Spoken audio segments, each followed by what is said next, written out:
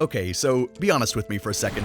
When was the last time you sat in your room, scrolled through your phone for like an hour, looked at maybe 200 people's lives, liked a bunch of stuff, replied to a couple of stories, and then put your phone down and just felt completely and utterly alone?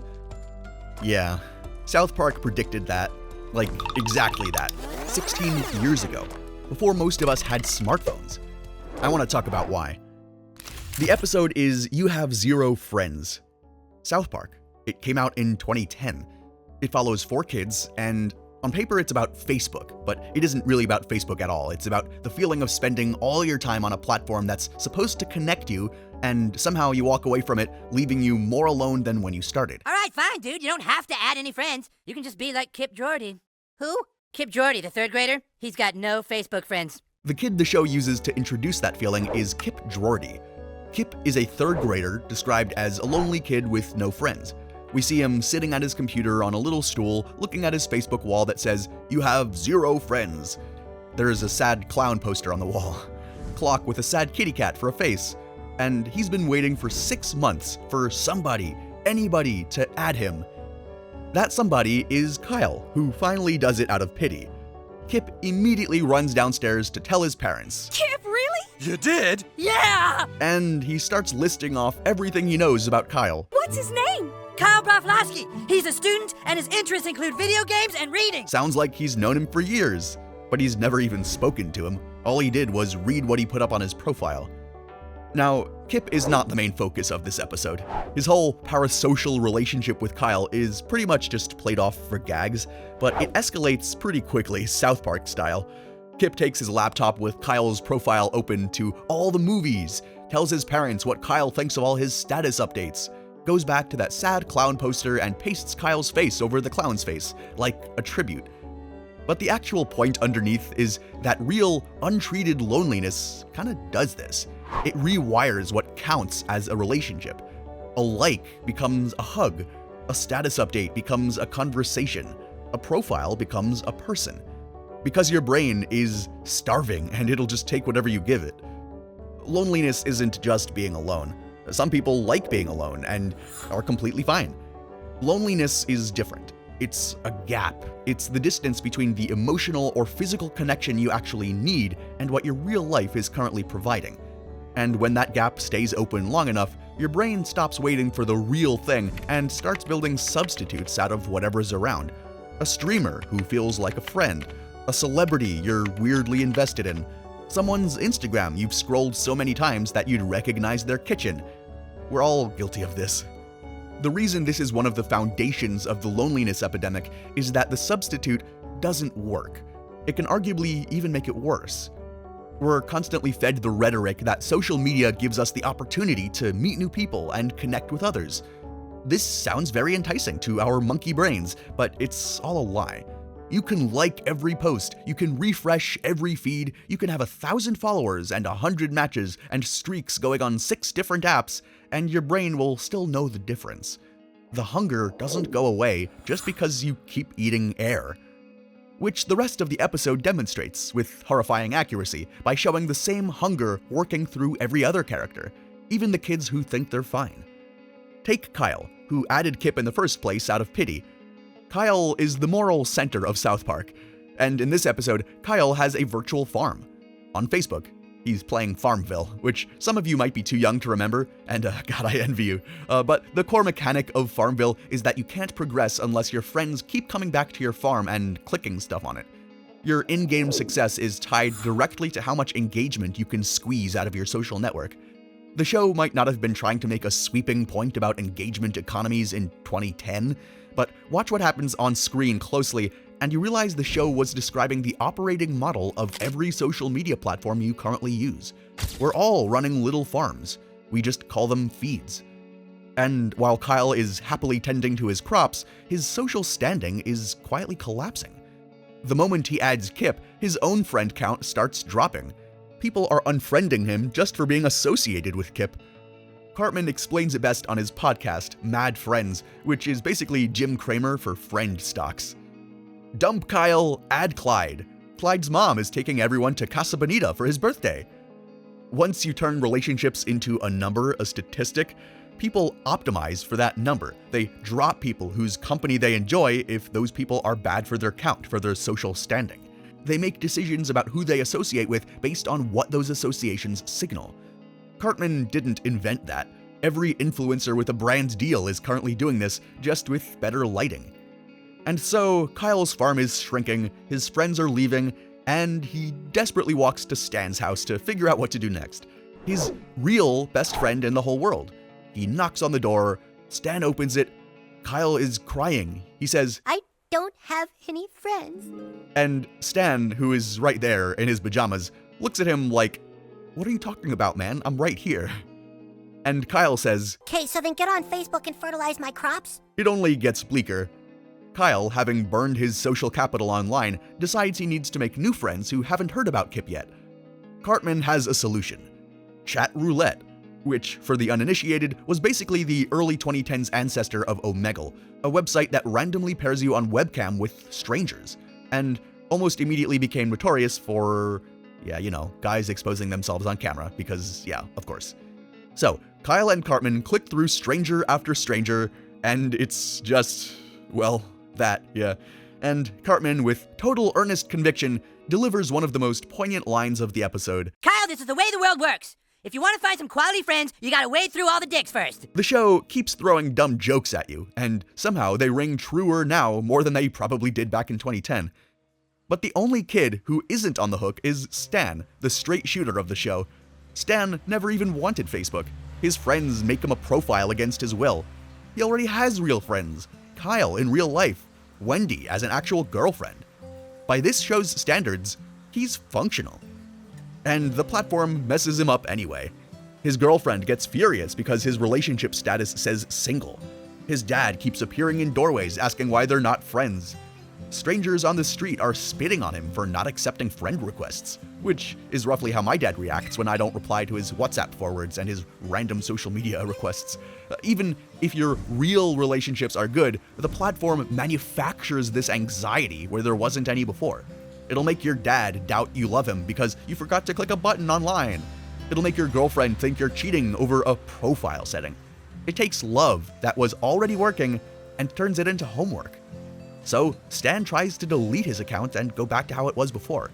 However, the platform doesn't let him and pulls him into the screen full Tron neon grid style, and inside the platform, everyone responds to him only as a profile. He tries to talk like a person. Ignore. The only currency in there is friend confirmations, likes, pokes. Eventually, Stan has to face his own profile, which has grown into a giant separate version of him with almost 1 million friends. And his profile turns to him and goes, I have more friends than you'll ever have in the real world. And Stan, exhausted, just says, Friends shouldn't be some kind of commodity for a person's status. The show buries one of its main arguments for the episode under a Yahtzee fight, because of course it does, but it's there. Collecting friends like Pokemon cards isn't a social life. You can't substitute a fake digital relationship for something real. We're not wired like that. Stan finally destroys his profile. And then, in its final moments, the episode leaves you with something about why the loneliness epidemic isn't just a bunch of lonely individuals, it's a system that makes more of them. It's the moment Kyle unfriends Kip. Kyle's name disappears from his friend list. He's back to 0. Kip gets up, walks to the sad clown poster, the one with Kyle's face pasted over the clown's face, and takes the picture down and walks back to his stool. Those few seconds basically showcase the whole epidemic in miniature form, because look at what just happened on both sides of this scene. Kip didn't just lose a friend, Kip lost the only person who had ever added him on Facebook. He considered him a friend. This was the only confirmation he'd ever gotten that he was worth knowing, and it was online. He'd built his entire emotional life around this one digital connection, and in seconds, that was gone. Now think about what this does to a kid like Kip. He was already lonely. He'd been waiting 6 months, and what he just learned is that even when someone adds you, it doesn't last. Connection isn't safe. Next time somebody adds him out of pity, if anyone does, he's going to be a little more guarded, a little more anxious, a little more convinced that real connection is something that happens to other people and not him. Lonely people, over time, learn to expect the rejection before it even happens, which makes them harder to befriend, which makes the rejection more likely, which proves the brain right. It's a never-ending, vicious feedback loop. The longer you're in it, the harder it is to climb out. And that's just one side of this scene. Look at Kyle. Kyle didn't want to do this. He called it the hardest thing he'd ever have to do. He knew he was being cruel to a kid who didn't deserve it, and he had to do it anyway. Because the cost of staying decent, of standing by Kip, was to get socially destroyed himself. So Kyle did the math, and the math the platform handed him said, you can be a good person, or you can have friends, but you can't have both. And he chose the friends. This is the part of the loneliness epidemic that doesn't get talked about enough, because it's not about the lonely person. It's about everyone else. Most people aren't Kip. Most people are Kyle. Most people, when they encounter someone visibly struggling, feel the same instinct Kyle felt. Sympathy, maybe even the urge to reach out. And then they immediately do the math on what reaching out is going to cost them, the time, the social capital, and this math in a digital social economy is almost always brutal. You've seen this, you've probably been on both sides of it. The friend who started posting too much about their depression and got slowly excluded from invites. The kid in the group chat who got quietly muted. We won't say any of this out loud, the platform did the work for us. It just made decency expensive enough that most people stop paying. So that's where the episode actually leaves both of them. Kyle, free of the social risk. Decent guy, quietly compromised. Kip, confirmed in his worst belief about how the world works. And then, because South Park is South Park, the episode tries to slap a happy ending on it. Stan transfers his 845,000 friends to Kip's account. Kip's number explodes. He gets up, dances on his stool, screaming with joy. Roll credits. The lonely kid got what he wanted. Fade to black, move on with your life. Except, that's the joke. That's the whole bit. The show is daring you to believe that 845,000 strangers solves anything. That a number on screen rebuilt this kid's life and added some meaning to it. But pause for a second and the satire collapses. Kip doesn't know any of those 845,000 people. None of them know him. None of them are coming over to play.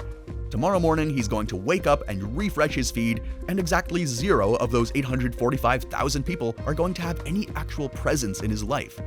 The metric changed, the number went up, but everything else stayed exactly the same. The lonely kid got the thing that he thought would fix his loneliness, and it didn't work at all. This is where loneliness stops being a feeling and starts becoming a worldview. Which brings us to the next problem.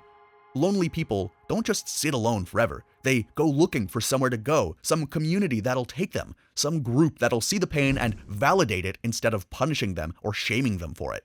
And when they find one, and they usually do, that community is rarely the one that's healthy or the one that their parents would want them to find. There's a different South Park episode that gets at this exactly. It's called Raisins, and yeah, we've gone through that episode a couple times before. Season 7, here we go. We've covered this in detail before, link in the description if you want the full breakdown, but the moment I want to talk about is this. Stan gets dumped, devastatingly, and Kyle, frustrated and out of fucks to give, tells him that he might as well go hang out with the goth kids who dress in black and talk about pain all day. Stan takes him literally, because if life is meaningless and everything is suffering, then getting dumped doesn't hurt as much, especially when you're surrounded by people who feel the exact same way. The pain stops being personal. It becomes part of an ideology. You can share it with others. That's what these communities do. They take loneliness, or heartbreak, or grief, or whatever specific wound the person walked in with, and reframe it as the way the world is, and just shares it instead of solving it. It wasn't your fault. The world is bad. People are bad. Connection is impossible. Once you've accepted that frame, the loneliness stops feeling like a problem you have to solve. Now it's just proof that you've seen things clearly. You're not the broken one, the world is. And the loneliness stays. This is kind of comforting, enormously comforting in the short term, because being lonely and not knowing why is unbearable. Being lonely with a worldview that explains it is at least a place to stand. But of course, it doesn't fix anything. The goth kids in Raisins aren't actually less lonely than Stan. They're just better at performing and not caring and moving their emotions around so they don't have to encounter it or face it fully. They've taken loneliness and turned it into a brand. Fall-winter collection, available now in Black, Blacker, and Henrietta. The loneliness doesn't actually go anywhere, it just gets drowned in eyeliner. The show makes this point through Butters, who in the same episode goes through an even worse heartbreak. Poor kid. And he reacts to it completely differently. Well, yeah, and I'm sad. But at the same time, I'm really happy that something can make me feel that sad. He cries, openly, in the rain. He lets it hurt. He doesn't make it his identity. He doesn't recruit other lonely people into a tribe of loners. The exact same structure of those same goth kids shows up in every corner of the internet right now, where people are gathering and finding each other, and they're all still lonely.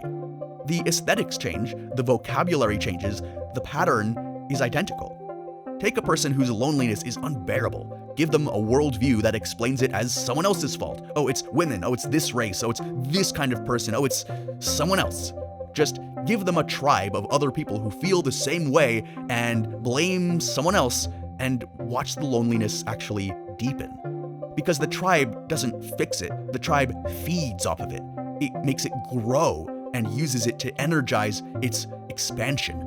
The tribe actually needs the loneliness to keep existing, or the tribe doesn't have a reason to exist and disappears. That's the manosphere. That's the red-pilled doomer subreddits. That's any podcast where two guys in their 30s sit in front of LED panels explaining to lonely 16-year-old listeners why women are the reason their lives feel empty. Structurally, they're just better-funded versions of the goth kids. People who took their pain and built a clubhouse around it instead of working through it. And the kid who just got rejected by the only friend he'd ever had, the kid who learned that real connection is unreliable and painful and expensive, is exactly who those communities are built to recruit. What Butters did is, in fact, the hardest thing a person in pain can do. Because pain wants somewhere to go, and the world is full of places that will gladly take it and turn it into something else. Now look, I'm not a therapist, I'm just a guy on the internet talking about a cartoon. The bar I'm clearing here is very low. You should probably go see an actual therapist, genuinely. Like anyone watching this channel, therapy is great, it helps. If you've been sitting with something like this for a long time, and the platforms are starting to feel like the only place that gets you, and you only have online relationships, and the algorithms are starting to feel like they understand you better than the people in your life, go talk to a real human being whose actual job is to help. Go touch some grass, go eat some if you really want to. We're not built to figure this out alone. We're social creatures, and digital relationships doesn't fill that gap. The internet, with all due respect, is the worst possible place for this. Staying on the internet and keeping all your relationships there instead of in physical, real life is the worst possible place to maintain this state. Beyond that, the thing worth saying is this. Loneliness isn't one problem. It's a category. Different people are lonely for different reasons, and the way out looks different depending on what's actually causing it. People have different needs, different worldviews, different contributions. If your version is screen time, 8 hours a day on the apps, the world has become something that happens behind glass. Real relationships have become commoditized. The answer is still pretty straightforward though, even if it's difficult. Put the phone down, go outside, eat that grass, join something where you have to physically be there and encounter people and look someone in the eyes, or eye. A class, a run club, a bookstore that does events, anywhere the social signals are slow and inefficient and real and not texted. If you have plenty of people, but none of them actually know you or have met you, and you've been putting on this mask for so long that nobody has met the real you, the issue isn't the screens, it's honesty and self-reflection. Let one person, just one, see something that you've been hiding. See you, see your vulnerability. But man, that is terrifying, right? It's also the only thing that really works. The point is, the work before anything else is identification. What's your version of this? What are you actually missing? What would the absence of it look like if it were filled? You don't have to solve this tonight. It's a lifelong thing to actually go through. You just have to stop pretending that this problem isn't there. Because that's the whole thing South Park keeps quietly saying across all of these episodes, even when it's busy with the Yahtzee fights and the dick jokes. It's a town full of people who are spectacularly bad at connection, living in these systems that make it harder. And underneath all of it, every character, Kip on his stool, Kyle in the rain, even Butters with the boombox, they're just looking for somebody to sit with and connect with. That's the whole epidemic. We've been told to look for the solution on apps, but the apps don't have it. They were never going to. The thing you actually need is much smaller and much closer than the platforms make it look. It's just a person. One person to start, somebody whose interest in you is not a metric, somebody who you met at a random location and struck up a conversation with. So after you've used your GPS or Eventbrite or any other kind of thing that allows you to find somewhere to go to meet people, put the phone down. Think about who that person could be. Maybe you already have them and you've just been too tired or too proud to reach out and hang out in person. Maybe you don't have them yet and you have to go find them because all of the friends you have online are states or countries away. Either way, that's the real work. The number on screen was never going to save you. Someone who actually knows your coffee order might be. Go find that person. And if your version of that person turned out to be the wrong one, watch what they did with Heidi and Cartman. We made a video about that too. 2 full seasons of one of the most uncomfortably accurate portraits of an abusive relationship ever put on TV. Hopefully you never end up or are not in something like that, but go check it out. Links in the description below. Like and subscribe, and we'll see you there. Peace.